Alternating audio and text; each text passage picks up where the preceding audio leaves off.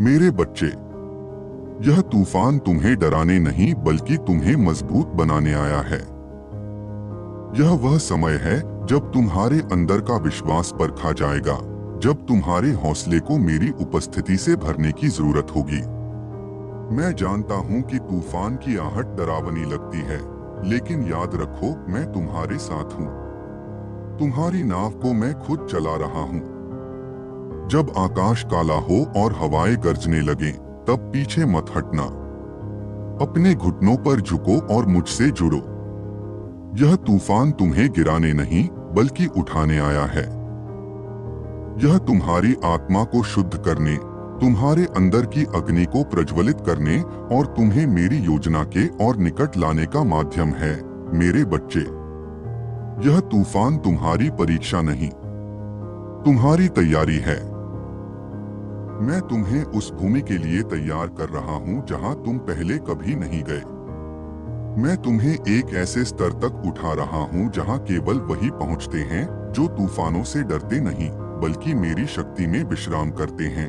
जब तुम्हें लगे कि अब और नहीं सहा जा सकता, तब समझना कि मेरी सामर्थ्य वहां आरंभ होती है जहां तुम्हारी शक्ति समाप्त होती है। मैं तुम्हें बीच मझधार में अकेला नहीं छोड़ूंगा।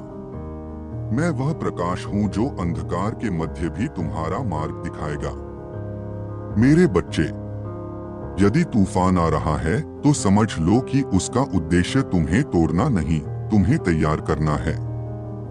तुम मेरी संतान हो, मेरे वचनों की नींव पर खड़े हो।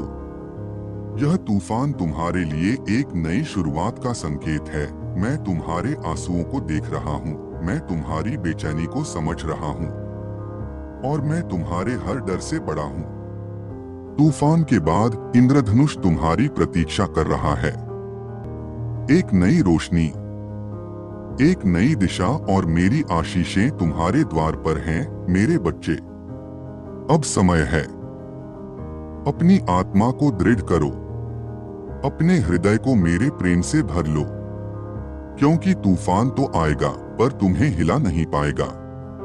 मैं तुम्हारी ढाल बनूंगा, तुम्हारा मार्गदर्शक बनूंगा और जब तूफान शांत होगा तब तुम मेरी महिमा में और गहराई से चलोगे। इसलिए उठो, साहस रखो और कहो, प्रभु मैं तैयार हूं।